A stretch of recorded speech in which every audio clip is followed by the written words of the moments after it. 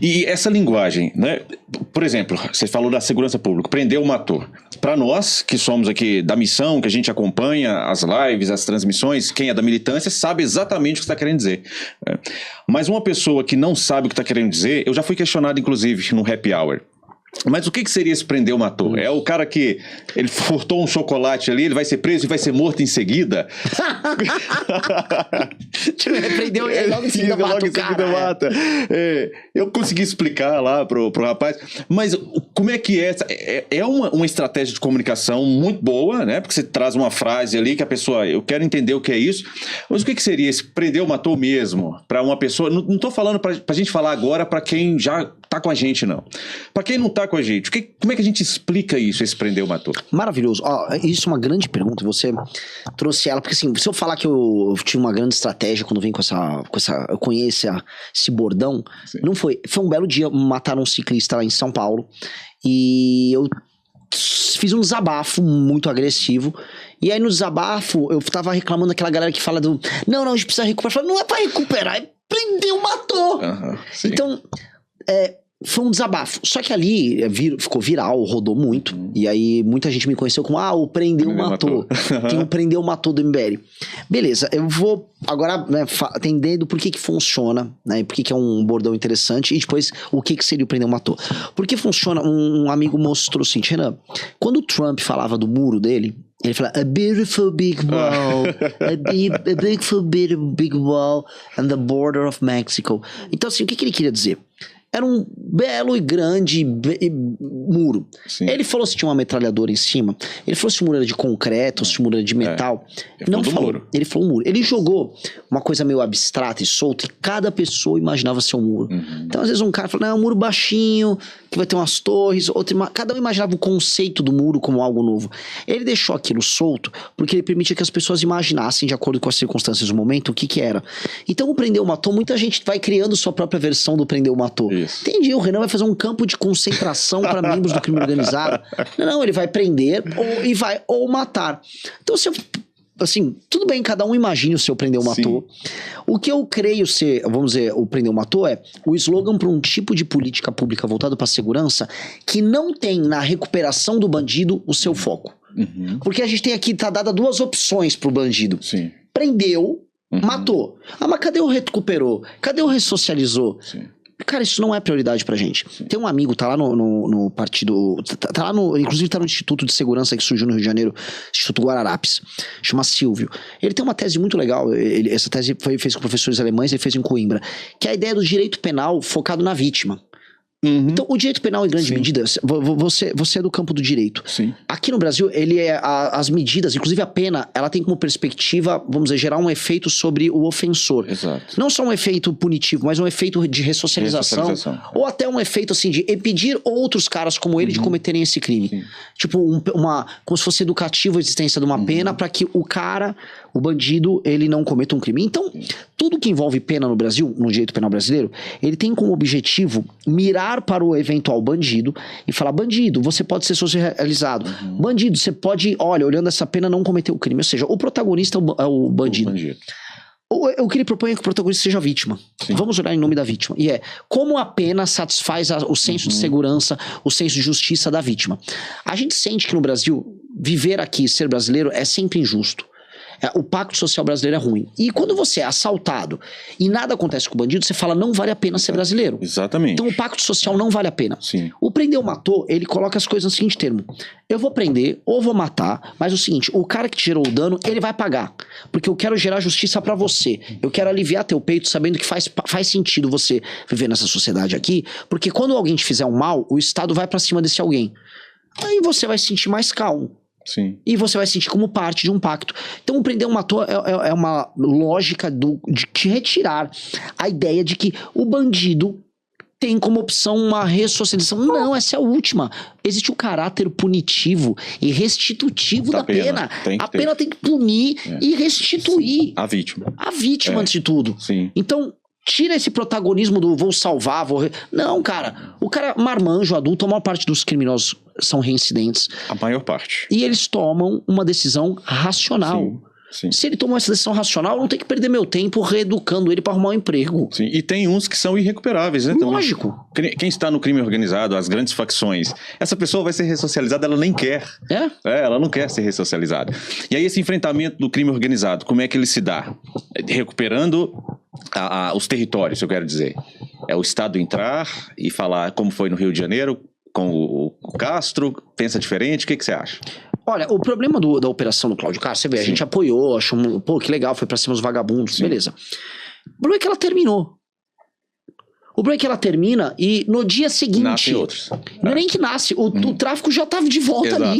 Eles não tomaram o território, porque não existe, vamos dizer, instrumentos jurídicos que permitem a ocupação daquele território, a entrada da polícia na casa das pessoas, porque pensa assim, onde estavam as centenas de aviõezinhos, menor de idade ou maior de idade, que trabalham para o Comando Vermelho e que não foram mortos ou presos na operação? Eles estavam na casa de alguém. A polícia não dispõe de meios de entrar na casa das pessoas para fazer as apreensões desses foragidos. Então, muitos foragidos só se esconderam na casa de uma pessoa. Se a polícia não tinha um mandato para entrar na casa da pessoa, não entra.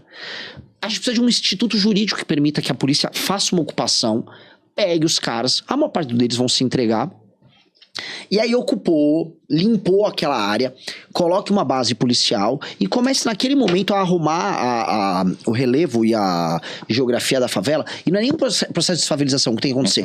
Mas assim, abre uma avenida daqui, uma dali, coloca 2, 3 torres da própria polícia, bota um quartel da polícia, quebra qualquer possibilidade geográfica de barricada, facilita o funcionamento para você facilitar que aquele lugar seja passível de ocupação policial e falar, tá tomado aqui. Você tá falando de um estado de defesa? É o estado de defesa. Exatamente, eu dei toda essa volta para chegar aqui. É o estado de defesa. O estado de defesa permite que o agente de segurança entre na casa das pessoas naquela área que está sob estado de defesa e mesmo sem mandato. Por quê? Porque é uma situação excepcional. Não dá pra falar que na favela a pessoa tá vivendo em estado de direito. De jeito nenhum. Né? De jeito nenhum. Ela já tá. Ela não pode ter a internet que ela quer, o gás que ela quer. A filha dela não pode casar com quem ela quer. Não é estado de direito, de jeito nenhum. Então, já é de exceção. Sim. Então, se está no estado de exceção, estado de defesa lá. Exato. E aí, pronto. Aí, vamos fazer a limpa ali. Alguns vão fugir, lógico que vão fugir pra outro lugar. Mas todas... Aí, por isso que tem que ser uma operação geral. Todas as comunidades têm que entrar em estado de defesa. Então, é um processo de ocupação permanente. É assim, igual houve na Segunda Guerra Mundial, a estratégia Blitzkrieg. É uma guerra rápida. Vai, ocupa, alguns vão fugindo, a maior parte vai se entregando. E a partir do momento que você vai ter esse regime especial, por isso a ideia também do direito penal do inimigo. Sim. A lei é rápida e a lei é rígida, e ela vem concomitante ao estado de defesa, os caras vão dizer, se eu não me entregar, é prisão perpétua, eu vou ficar 70 anos. É melhor eu me entregar pra pegar 35, 40, dependendo dos crimes que eu cometi. Então eles vão se entregar. Eles vão ter que se entregar. Então o processo como um todo é um processo que vai ter um poder de demover eles também, até da resistência. Por isso que será rápido. O Bukele, ele teve alguns enfrentamentos em El Salvador com algumas gangues, mas chegou um momento que não havia como eles enfrentarem a força do Estado, as gangues se entregaram e estão todas presas até agora. E interessante que quem é contra isso aí é só o intelectual do Leblon, porque o morador honesto da favela, ele é a favor disso. Total. Porque ele é o principal prejudicado com esse domínio do crime organizado lá. Sim. O cara, gente, é a questão, eu sempre converso quando as pessoas me questionam sobre isso, imagina você não poder escolher onde você vai comprar o seu gás, cara. Não é? Isso é assustador. Sim. Não, e que é uma coisa bem... Outra coisa, você é do direito. Fala com a pessoa do direito, facilita, porque entendem os conceitos básicos. O direito de propriedade é um direito humano básico. Sim. Quando a gente vai pegar os direitos fundamentais de primeira geração, é lei, liberdade e propriedade. Não. Ai, cara, os direitos de primeira geração é vida, liberdade e propriedade. Isso. Vida, liberdade e propriedade. A propriedade é um direito fundamental, porque primeiro vem a propriedade sobre o próprio corpo. Sim. A ideia de que você não é escravo de ninguém. Pois bem... Está na Declaração Universal de Direitos Humanos. Exatamente.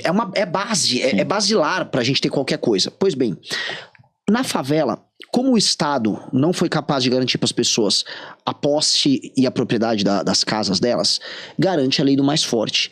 Quem garante que uma pessoa mora na própria casa, que seja o barraco, que seja já aquela casa de alvenaria, é o traficante. Isso em vários lugares. Em São Paulo... Não tô falando no interior, em São Paulo, o PCC determina, não, nessa área de manancial, você sai daqui que eu vou vender essas casas aqui. E a pessoa sai da casa. Tem que sair, porque você não morre, né? Você não morre. É. Comando Vermelho, mesma coisa. Sim. Então, o que que nós temos? A pessoa não tem nem... Ela tá numa situação precária de medo em que um traficante determina se ela pode ou não morar na casa dela. Sim. Como é que, em termos de direitos humanos, você fala de Sim, direitos humanos, sim. isso é uma violação. Total, absurda. Total, cara. É, absurda. E isso, Renan, no Minha Casa Minha Vida... Gente, é engraçado, porque assim, se você faz só um programa de habitação, mas você não faz o programa de segurança pública junto, você vai ter o que aconteceu no Minha Casa Minha Vida. Construiu alguns prédios... Traficantes chegaram e falaram assim, ó, você vai ter que sair daí. E no Minha Casa Minha Vida, a pessoa perdeu o seu prédio que virou ponto de venda de droga. Por quê? Porque entregou a casa, mas não tem uma política de segurança. Exatamente. Inclusive, bem, vários programas habitacionais do governo, eles são, assim, preferenciais para tomada pelo tráfico. O tráfico tira as famílias e remodela. Sim, exato. Agora fulano fica aqui, fulano fica ali e dane-se. Então, isso é assustador. Eu vi isso em Sobral, no Ceará. Os conjuntos habitacionais que foram criados, o tráfico tomou e não, agora sai daqui, agora eu vou trazer um morador meu daquela outra favela pra cá e pronto. Já é um estado de exceção há muito tempo que o Brasil vivencia. Total. E aí a galera fica falando, não, democracia não, porque a democracia... Que democracia? Tem democracia nenhuma. Sim. Se você gostou desse vídeo, não se esqueça de se inscrever e deixar o seu like. Isso ajuda muito o canal. E você continuará recebendo vídeos como este. Eu te vejo no próximo vídeo.